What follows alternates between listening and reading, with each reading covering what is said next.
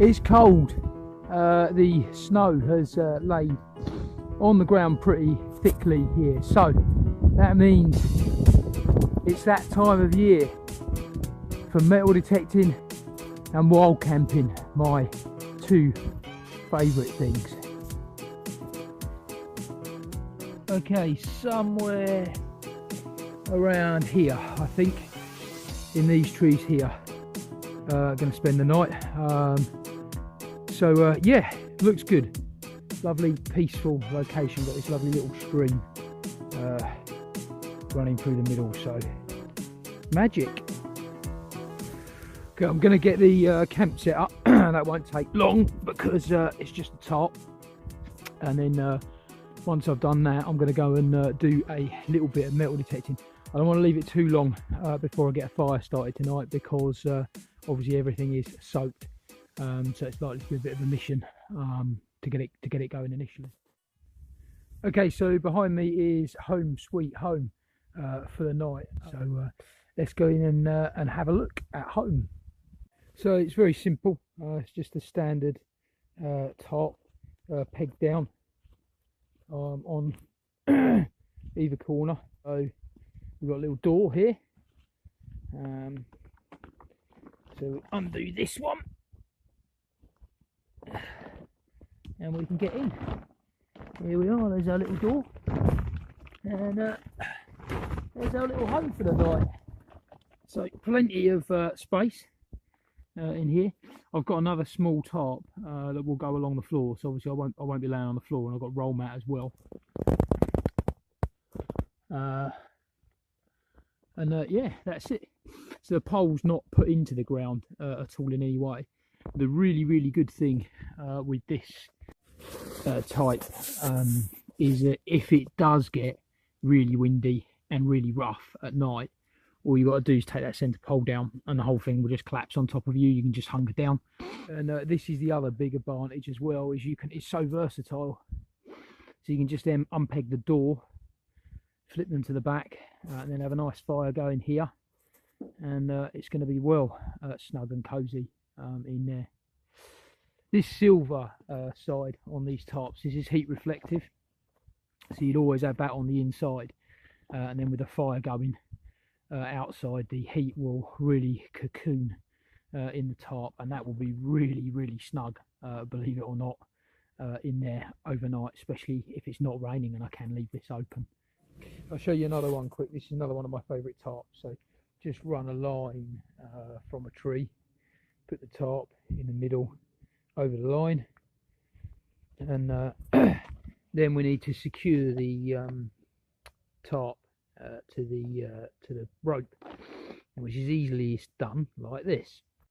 Pull a little bit of the paracord through the tarp, and then just stick the stick in between it like that, and there we go. So that is now nice and snugly connected to my line, just like I want. Yeah, so just the line. And the advantage of this one, if you've got a big enough tarp, is obviously you can tuck it in underneath you, so you're actually making a mini tent.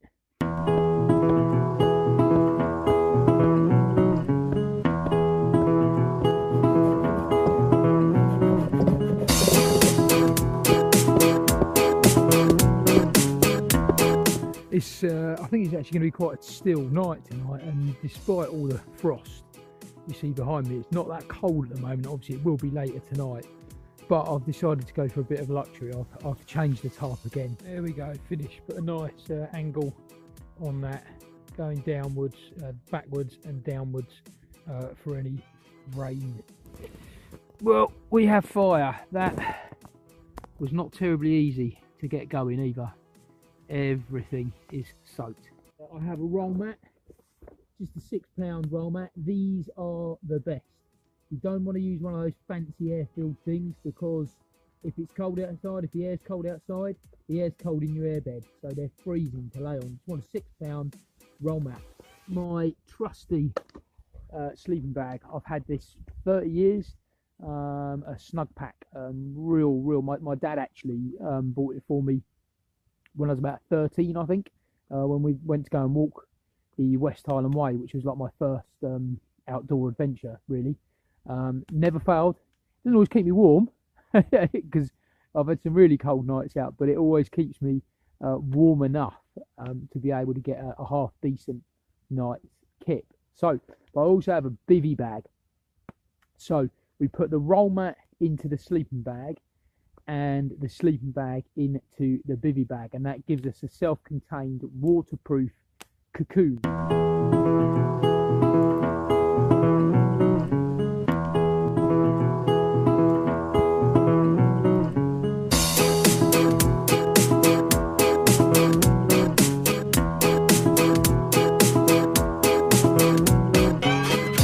Right, got the Amphibio today, and let's do a little bit of metal detecting. Got this nice big pasture, never been on it before to detect.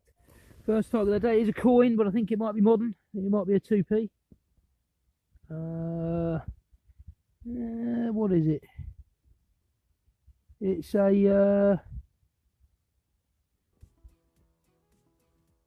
it's a £2 coin. Foil.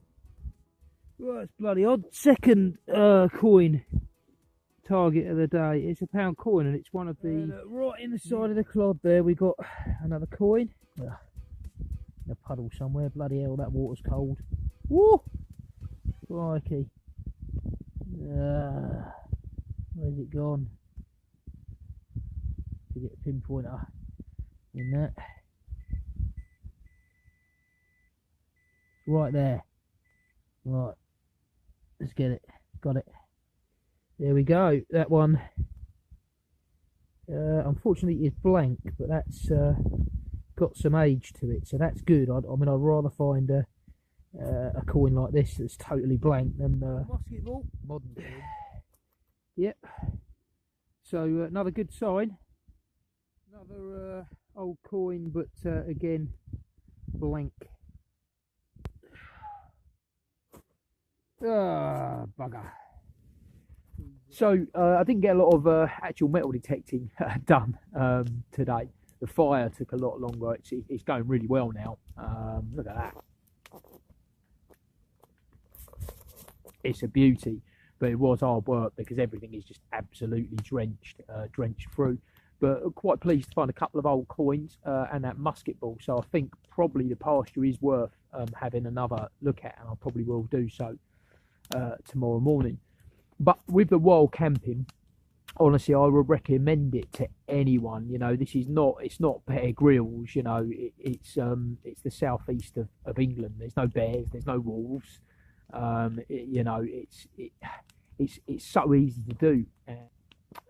It's great. Just it's like a bit like being a boy again, isn't it? It's like an adventure. You know, making a camp sort of thing, and your mind's kind of cleared of distractions.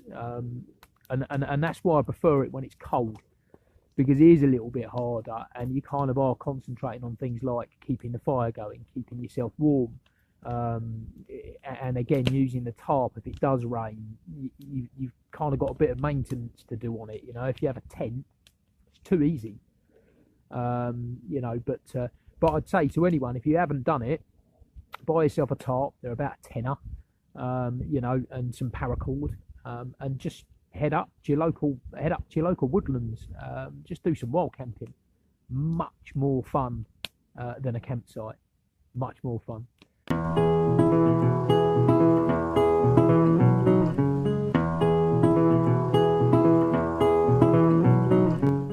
Well, it's the following morning. It was a pretty cold night, as you can see behind. Freezing, but the fire kept going through the night, so I was okay. It's about 7:30 in the morning now. Well, probably a bit later than that actually, because I woke up at 7:30, so a 8:15, something like that. But I got my sister coming round today, so packed up early and heading home. But yeah, a good fun night. Give it a go one day. You'll be surprised just how much fun it is.